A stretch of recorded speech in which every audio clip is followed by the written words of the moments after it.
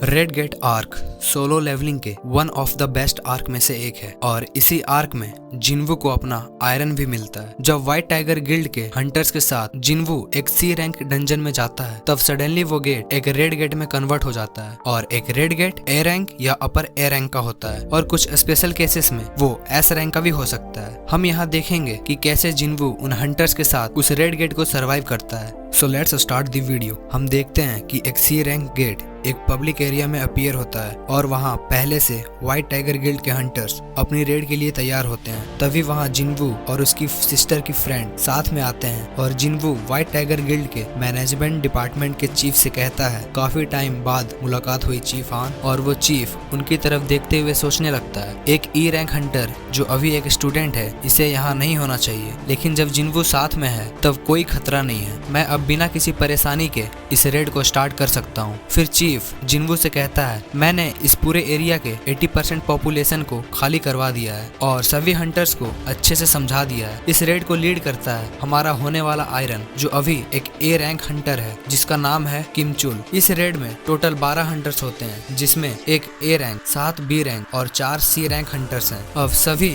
उस डंजन में जाने के लिए तैयार होते हैं और बारी बारी सभी अंदर जाने लगते हैं और सबसे आखिर में जिन्वू जाता है और जिन्वू के एंटर करते ही अचानक उस गेट में से हाई माना वेव्स निकलने लगते हैं और वो सी रैंक गेट एक रेड गेट में कन्वर्ट हो जाता है और जिन्वू को अंदर खींच लेता है। जिन्वू जाते जाते चीफ से बोलता है इमीडिएटली मेन अटैक फोर्स को कांटेक्ट करने के लिए और चीफ सोचता है ये कोई ऐसी प्रॉब्लम नहीं है जो सिर्फ मेन अटैक फोर्स को कॉल करने से ठीक हो जाएगा, मुझे डायरेक्टली गिल्ड मास्टर को कॉल करना चाहिए। और फिर वो व्हाइट टाइगर गिल्ड के ऑफिस में कॉल करता है और गिल्ड मास्टर को उस पूरे इंसिडेंट के बारे में बताता है। तब उसके रिप्लाई में गिल्ड मास्टर बोलता है अगर ये सब सच है तो मुझे खुद आकर वहाँ चेक करना होगा। और हम देखते हैं कि सभी हंटर्स रेड गेट के अंदर आ चुके होते हैं और वो कहते हैं हम ये कहाँ आ चुके हैं, ये एक डंजन की तरह बिल्कुल नहीं लग रहा है और वो गेट भी गायब हो चुका है। और यहाँ जिन्वू सोचता है मैं एक रेड गेट के अंदर हूँ फिर भी मुझे कुछ अजीब नहीं लग रहा। तभी एक तीर आकर सीधे एक हंटर के फेस पर लगता है और उसमें से एक तीर जिन्हा के फ्रेंड को लगने ही वाला होता है, लेकिन जिन्वू उसे अपने हाथों से ही रोक देता है। तभी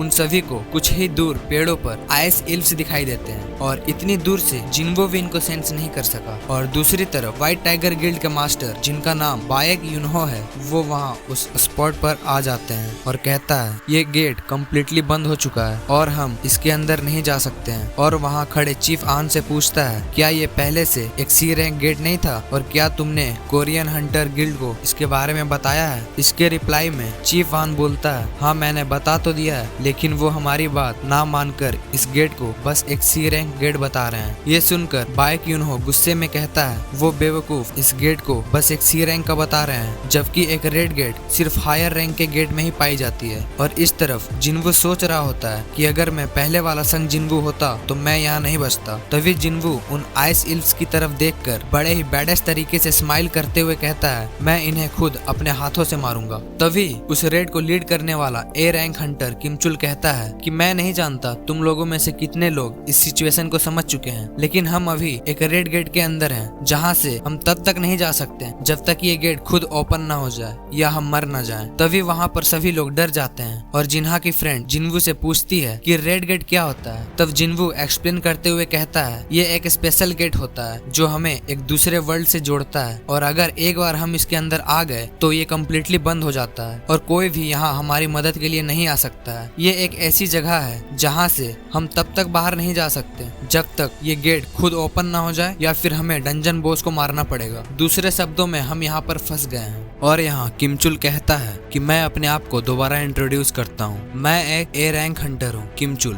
और जैसा कि आप सभी को पता है हम एक रेड गेट के अंदर फंस गए हैं तो मैं तुम लोगों के सर्वाइवल की रिस्पॉन्सिबिलिटी लेता हूँ। लेकिन ये मेरा पहला रेड है तो मैं तुम सभी से ये नहीं कह सकता कि तुम सभी यहाँ से जिंदा लौट पाओगे। और ये बताता है कि हमें यहाँ अनगिनत महीने बिताने पड़ सकते हैं लेकिन तब तक हम ठंड से ही मर जाएंगे। तो मैं चाहता हूँ कि तुम सभी में से जितने भी स्ट्रॉन्गेस्ट हंटर हैं वो मेरे साथ मिलकर मिलकर इस डंजन को क्लियर करे और डंजन बॉस को हराए। इस मोमेंट पर जिन्वू का रिएक्शन कुछ ऐसा होता है और सभी हंटर्स दो टीम्स में डिवाइड हो जाते हैं। फर्स्ट टीम को लीड करता है किमचुल एंड सेकेंड टीम को लीड करता है जिन्वू। किमचुल की टीम रास्ते को फॉलो करते हुए आगे बढ़ते हैं और वहीं जिन्वू की टीम फॉरेस्ट की तरफ जाते हैं। जिन्वू की एक टीम मेंबर जिन्वू से पूछती है कि तुम एक ई रैंक हंटर नहीं हो, तुम जरूर ए रैंक पर होगे। दूसरी तरफ किमचुल सोच रहा होता है वो बेवकूफ फॉरेस्ट की तरफ गए हैं जो आइस बियर्स की टेरिटरी है, वो जल्द ही मारे जाएंगे और तेज आवाज में कहता है लड़ाई के लिए तैयार हो जाओ। तभी अचानक एक आइस बियर उन पर अटैक करता है। किमचुल और उसके टीममेट्स उन आइस बियर को मार गिराते हैं और उन आइस बियर को रात के खाने के लिए प्रिजर्व कर लेते हैं और किमचुल बहुत खुश हो रहा होता है ये सोचकर कि अगर मैं इन आइस बियर्स को नहीं मारता तो ये हंटर्स उन बियर्स का खाना बन चुके होते। दूसरी तरफ जिन्वू की एक फीमेल हंटर जिन्वू से कहती है क्या तुम ये आइस बियर के क्लॉ मार्क नहीं देख रहे हो, हम आगे नहीं बढ़ सकते। तो जिन्वू बड़े आराम से रिप्लाई देता है तो तुम कह रही हो कि ये जगह आइस बियर से भरी है, इसीलिए तो हम इस फॉरेस्ट में जा रहे हैं ताकि हमें हाई रैंकिंग मॉन्स्टर से ना लड़ना पड़े। और जिन्वू अपने इन्वेंट्री से वुलन क्लॉथ्स निकाल कर सभी हंटर्स को देता है और कहता है अब तुम सभी मुझसे कुछ नहीं पूछोगे और ना ही मुझसे कुछ मांगोगे। तभी एक आइस बियर जिन्वू के सामने आता है और सभी हंटर्स आगे बढ़ने लगते हैं, लेकिन जिन्वू उन्हें पीछे रहने को कहता है और सिर्फ एक पंच में उस बियर को मार गिराता है। ये देखकर सभी शॉक्ड हो जाते हैं कि एक ई रैंक हंटर ये सब कैसे कर रहा है। और इधर कोरिया में बाइक यूनहो परेशान होकर सोचता है कि उन सभी के वापस आने के बहुत कम चांसेस हैं। दूसरी ओर ये सभी लोग बियर के मीट को खाकर एंजॉय कर रहे होते हैं। तभी जिन्वू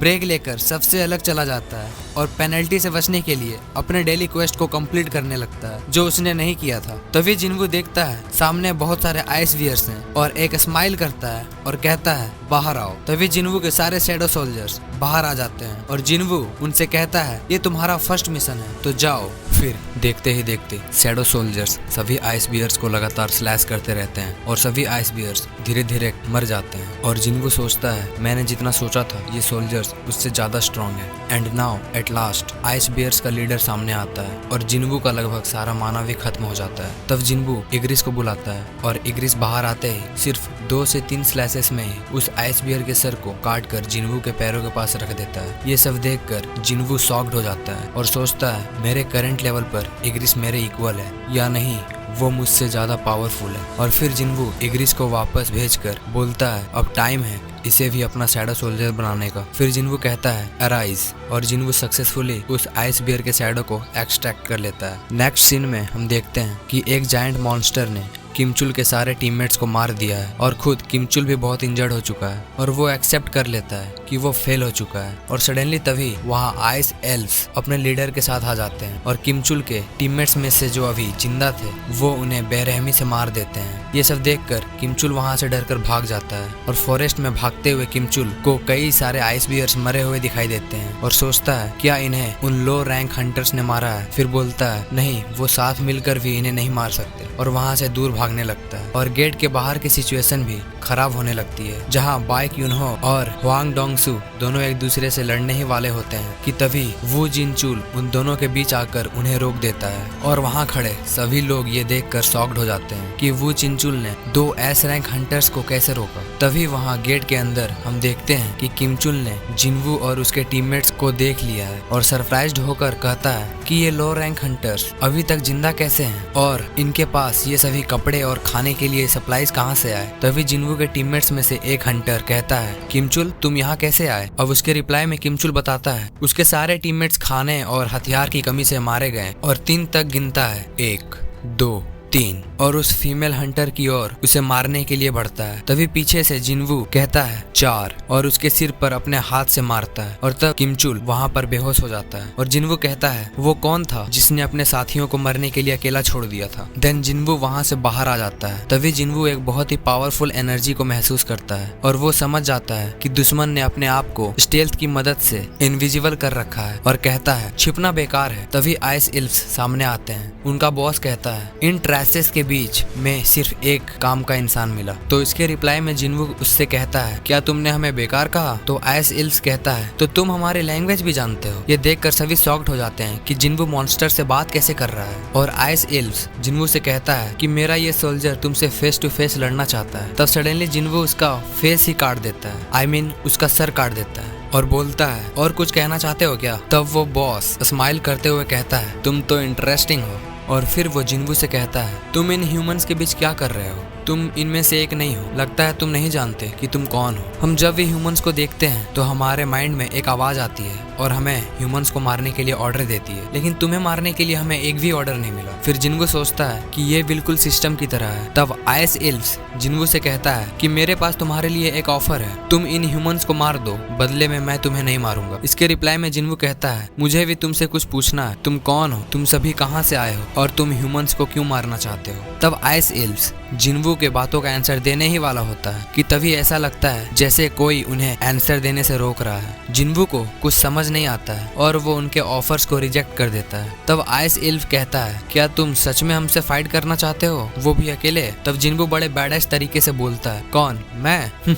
और अपने सारे शैडो सोल्जर्स को बाहर लाता है। देन आइस इल्व कहता है क्या नौटंकी है? तब जिन्वू कहता है क्या तुम श्योर हो? तभी फाइट स्टार्ट हो जाती है और शैडो सोल्जर्स धीरे धीरे सभी आइस इल्व को मारने लगते हैं। तभी उन आइस इल्व का बॉस जिन्वू की तरफ आगे बढ़ता है और जिन्वू सोचता है ये मुझसे ज्यादा पावरफुल है और मेरे शैडो सोल्जर्स भी इसके सामने नहीं टिक पाएंगे। मैं इसे इजीली हरा देता अगर मेरे पास थोड़े स्ट्रॉन्गेस्ट सोल्जर होते। तभी वो डंजन बॉस अपना नाम बताता है, मेरा नाम है बरूका और तुम्हारा? फिर जिन्वू कहता है संग जिन्वू और दोनों की फाइट स्टार्ट हो जाती है। जिन्वू अपने डैगर से उस पर अटैक करता है लेकिन बरूका उसे इजीली डॉज कर लेता है। तभी दूसरी तरफ किमचुल को होश आ जाता है और उसे जिन्वू की आवाज सुनाई देती है और वो अपनी तलवार उठाकर कहता है जिन्वू मैं तुम्हें मार दूंगा और जिन्वू के ऊपर जंप करता है। तब जिन्वू इग्रिस को बाहर बुलाता है और इग्रिस बाहर आते ही अपने ब्लेड को किमचुल के आर पार कर देता है और किमचुल वहीं मर जाता है। देन जिन्वू कहता है अराइज। तभी किमचुल का शैडो एक्सट्रैक्शन होता है और जिन्वू के शैडो सोल्जर्स में वो भी ज्वाइन हो जाता है और जिन्वू उसे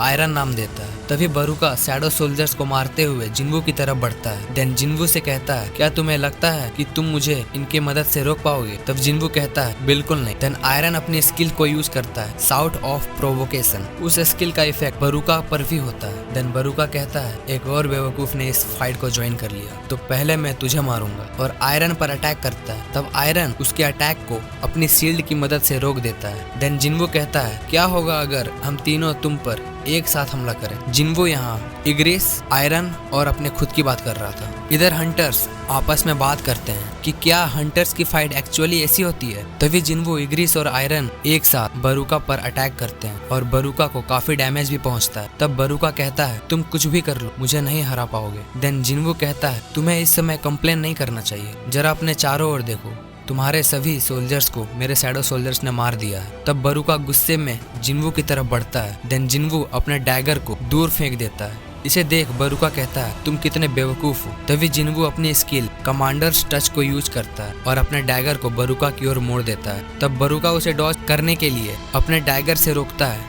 देन बरूका का डैगर टूट जाता है और आयरन बरूका को पीछे से पकड़ लेता है और जिन्वू के सभी मैजिशियंस बरूका पर एक फायर ब्लास्ट स्पेल करते हैं। फिर भी बरूका इससे बच जाता है और बहुत गुस्से में कहता है I will kill you all. तभी जिन्वू स्टेल्थ का यूज करके बरूका को अपने डैगर से स्टैब करता है और जिन्वू कहता है इट्स ओवर। देन बरूका इसके रिप्लाई में कहता है मैं अभी नहीं हारा हूँ। फिर पीछे से आयरन बरूका पर अपने वेपन से अटैक करता है। फिर जिन्वू बोलता है देखा मैंने पहले ही कहा था तुम हार चुके हो। लेकिन आयरन बार बार बरूका पर अटैक किए ही जा रहा होता है। तब जिन्वू उससे कहता है अरे बस बस ये काफी है। और फिर जिन्वू कहता है ये अभी भी एक बेवकूफ ही है, कोई इसे हटाओ यार यहाँ से। देन जिन्वू सभी हंटर्स से कहता है चलो वापस चले। तभी वहाँ गेट अपीयर होता है और जिन्वू सभी से अंदर जाने के लिए कहता है। तब सभी खुशी से नाचने लगते हैं और यहाँ गेट के बाहर सुबह के 3 बज रहे होते हैं। देन वो सभी देखते हैं कि रेड गेट दोबारा ओपन होता है और सभी बचे हुए हंटर्स बाहर आते हैं और जिन्वू वापस